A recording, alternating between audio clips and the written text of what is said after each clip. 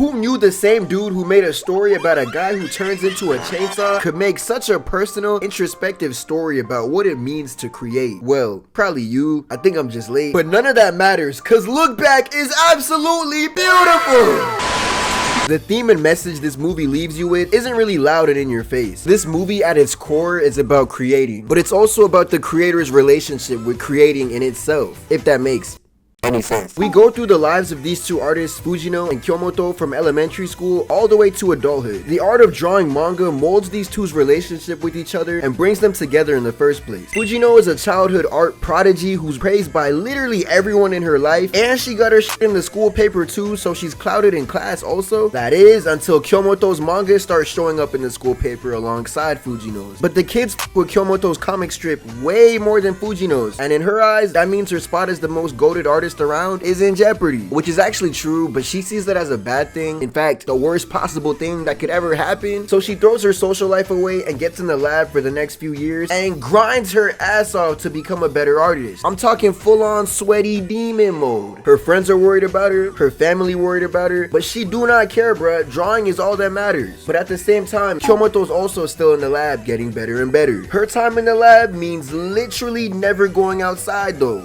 Said f school, family, all of it. These two's relationship at the beginning is literally on some Goku, Vegeta, All Might and Endeavor type timing. No matter how much Fujino grows, the gap won't close. So she says f it and gives up drawing. Shit is just not working out, so she gives up. She resurrects her social life, picks up the art of hands, and touches grass once again. The entire rest of her time in middle school is spent away from her creative craft, and she's completely okay with it. Question mark. But after being forced to deliver a middle school diploma to a certain classmate, she finds herself at none other than Kyomoto's crib, the #1 op. And she finally gets to see just how crazy her rival's bag work truly is. There is an entire hallway full of sketchbooks. This is like the equivalent of you being an aspiring boxer and pulling up on somebody's crib and their whole entire house is just beat up, busted up punching bags all over the floor. I'm talking holes in them on some Captain America Steve Rogers in that one scene. You thought your bag work was crazy?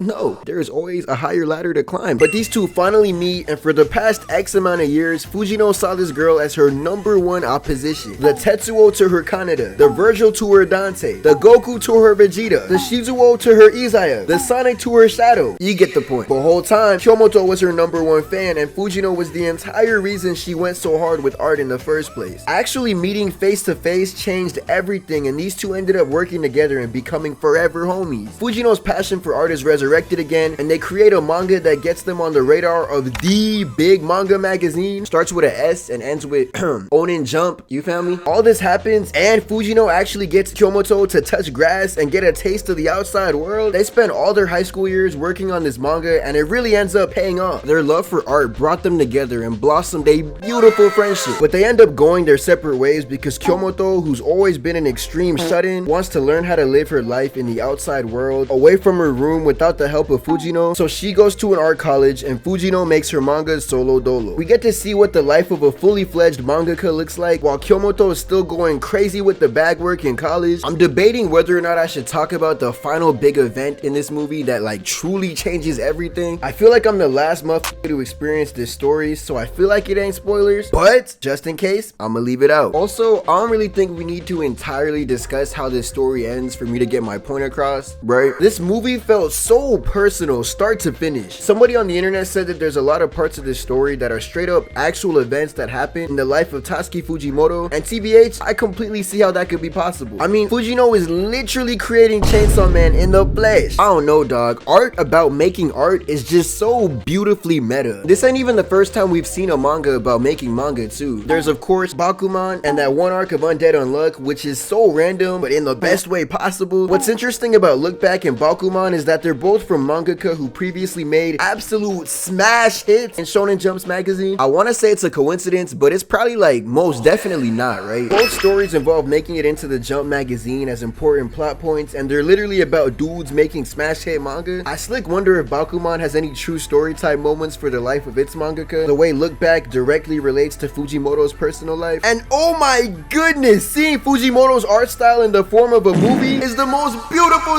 ever. There's such a sketchy, scratchy type of art style that Fujimoto has that's very extremely unique to him. Like, you can immediately tell when this man puts pen to paper. Sketchy and scratchy probably isn't the best way to describe it, but I feel like I really have no idea how else to put it. Like, I want to say simple, but that low-key feels disrespectful, and it's also not even true. Regardless, this has an extremely unique signature art style, and seeing how it translates in the form of a movie is so fire. And yeah, there's the Chainsaw Man anime, but the art direction of that series feels a lot more movie inspired, which I personally really like. But Look Back feels like a direct translation of Fujimoto's art style from manga to the big screen. I also think Chainsaw Man looking super cinematic and cleaner than its manga works for that series because A, apparently Fujimoto was heavily inspired by movies, and B, Chainsaw Man just feels like it should look like a movie based on the crazy spectacle of it all. But this is also coming from somebody who's an anime only with that series, so you feel me? Take with that what you will. But there's a scene in Look Back where a painfully tragic thing happens, and we see how Fujino reacts to it, and there's so much happening in her eyes. Like, you can literally see her irises melting or smudging into her pupils, and it's just such a visceral way to draw sadness in somebody's eyes. It's beautiful. The way the movie is colored is also so fire. It literally feels like watching a manga. Like, the colors aren't flat, but they feel matted in a way, if that make any sense. I really do not have the proper vocabulary to describe any of this,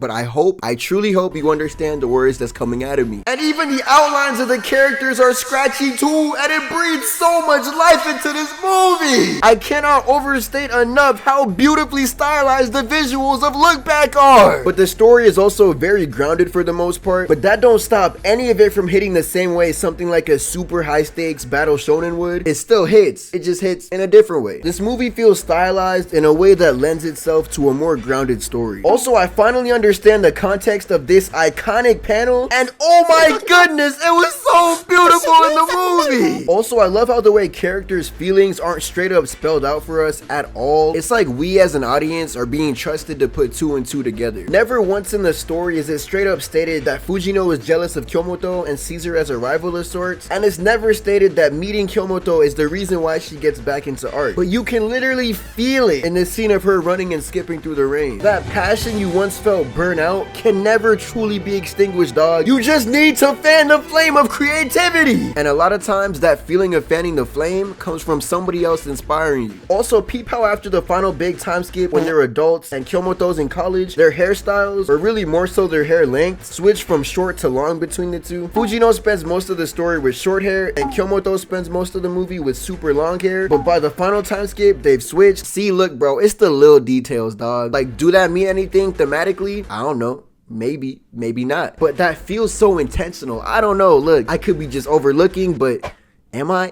Am I? I don't know. I could be. I actually don't know. Y'all probably know better than me. Y'all had this story in your brains for the past 3 years. I just watched this. It truly does feel like the essence of this movie is all about how art can bring us together and how good it feels to create with somebody. Collaboration over competition any day of the week, if you ask me. It's kind of interesting how this movie low-key mirrors my own life just a little bit. When I was in the 3rd grade, me and the homie worked on this Dragon Ball fanfic comic on and off all the way into like early middle school. That led us to working on other comic ideas and things of that nature, and this really did bring us together as kids. And it's so crazy to me because while I don't really draw like that these days, for now, he's grown and evolved as an artist so much to the point where he has his own indie series online and is genuinely so good. So good that I had to make a whole ass video about it because it's simply that peak. Hey, go read Division 89, bro. That's some heat. You feel that's some heat. And this honestly applies to way more than just visual art too, because I went on a very similar journey with music also. It just feels so good to be on creative journeys parallel with other people close to you. I've seen there's a few videos on here about this movie with the premise of why do we create, and it made me think about it. And that question almost feels paradoxical low-key. I think there's almost never just one sole reason as to why the artist makes art. And it almost feels like there's supposed to be a right or wrong answer to this question too. Like Fujino stopped as a kid because she couldn't beat Kyomoto as an artist. But without her even knowing, she ended up inspiring who she thought was her greatest adversary to keep creating. Damn, I hope that made sense. Also, I know a lot of people don't really see this YouTube shit as an art. Well, depending on what kind of video it is, because at the end of the day, this is more so entertainment, right? But also, a lot of art in general is meant for entertainment. Hey, bruh, I will simply never understand what makes art